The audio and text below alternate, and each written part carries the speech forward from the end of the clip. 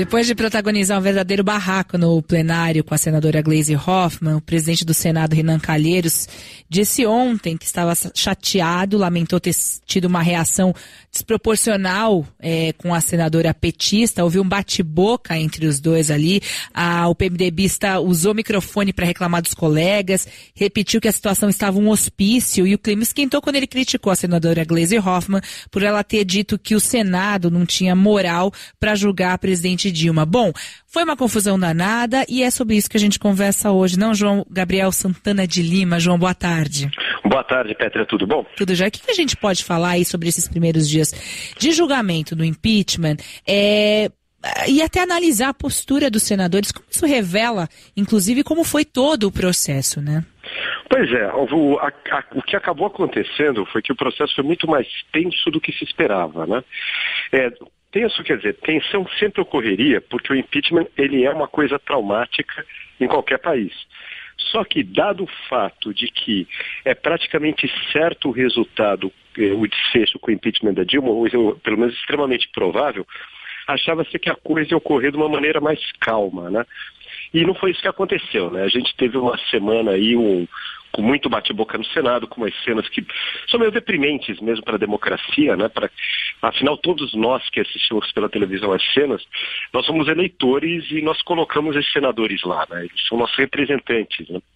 Então isso foi algo meio deprimente. Agora, olhando um pouco o que aconteceu, olhando um pouco mais de longe, analisando, o que está acontecendo nesse momento é um certo jogo de cena visando o futuro, visando o que vai acontecer depois. Porque, apesar de vários discursos dizendo que esse impeachment ele pode ser um atentado contra a democracia e comparando um pouco a situação atual com a de 1964, o que acontece na realidade é que todo mundo sabe que a democracia vai continuar.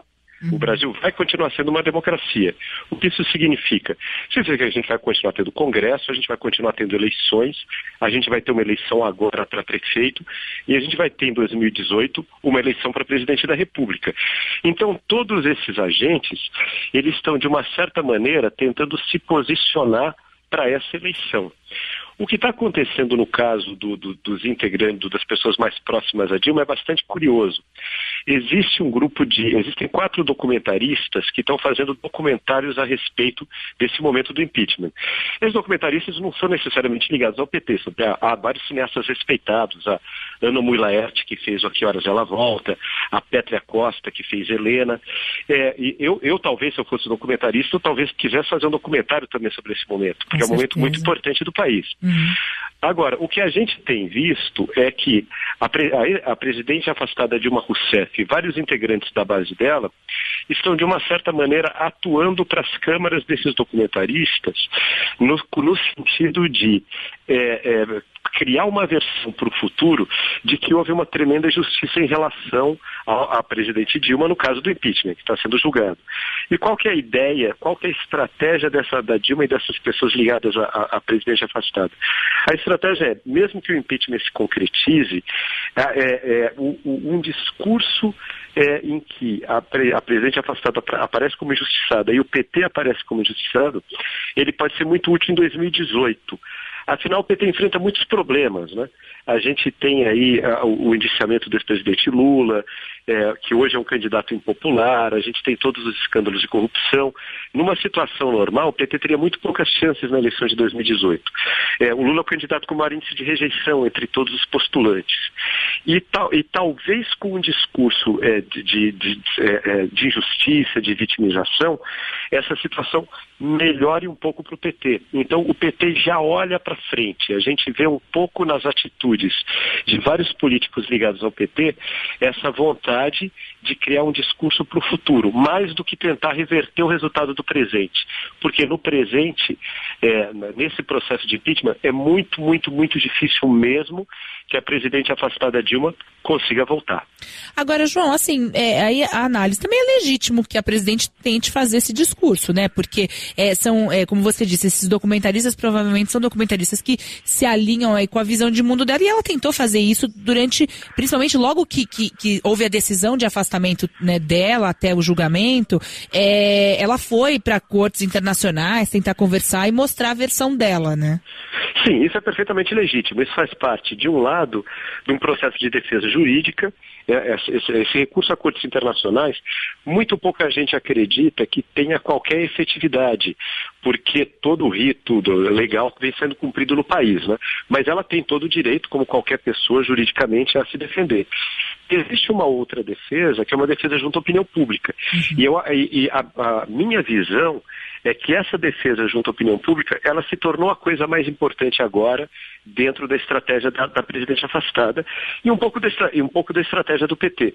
Porque para um político não é só questão jurídica, né? A questão é o que as pessoas vão achar de tudo isso que aconteceu. Exatamente, da imagem. Então, a presidente afastada Dilma, ela tem essa questão, quer dizer, a imagem dela, o que aconteceu com a imagem dela é muito interessante. Se a gente olhar, ela é a presidente na história da democracia brasileira, desde a redemocratização, na verdade, com melhor avaliação durante um período, que foi um período logo depois que ela assumiu, e ela fez a faxina ética, que algumas pessoas lembram, outras não, mas naquele momento ela se postou como alguém contra a corrupção, como uma pessoa honesta, e isso levou a imagem dela muito lá para cima. E depois ela bateu um recorde negativo, como a presidente com pior imagem, com pior aceitação. Isso aconteceu principalmente um pouco por causa da Lava Jato e um pouco por causa dos escândalos que envolveram o partido dela, mas muito por causa da economia, né? Quer dizer, a gestão econômica da Dilma, ela foi uma gestão que agravou os problemas externos de uma maneira que principalmente a população mais pobre sentiu muito, né? A gente viu na semana passada um dado muito interessante, muito triste divulgado. O desemprego no Brasil está crescendo, como a gente sabe. E esse desemprego está atingindo principalmente os pobres. Entre os 10% mais pobres tem uma taxa de desemprego de 20%. Entre os 10% mais ricos de apenas 2%. Então, toda a gestão econômica do governo Dilma foi uma gestão muito ruim para ela do ponto de vista de popularidade, principalmente porque foi uma gestão desastrosa para os brasileiros mais pobres. Então a gente tem essa... qual é a imagem da Dilma? Lá no começo, a imagem da Dilma era de uma pessoa nessa que combatia a corrupção. No final do governo dela, de alguém que teve uma gestão econômica desastrosa e prejudicou principalmente a vida dos brasileiros mais pobres. Com qual imagem, e muito por causa disso, ela está sofrendo o impeachment, né? Porque o impeachment, ele tem a ver com razões econômicas, principalmente, né? O processo é todo assentado em questões econômicas. E qual que é a imagem com a qual ela quer passar para a posteridade? Ela não quer passar para a posteridade como alguém que fez uma gestão desastrosa na economia e deixou o país nessa situação, mas sim como alguém que é vítima de uma grande injustiça. E é um pouco em cima disso que o discurso dela vem sendo construído. Dentro de uma democracia, como você disse, tudo isso é completamente legítimo, claro. Esse é João Gabriel Santana de Lima, diretor editorial da revista Época, trazendo para você a explicação, para você entender o que está acontecendo agora no país. João, super obrigada, bom final de semana para você. Eu que agradeço, Petra. Obrigado. 12:43.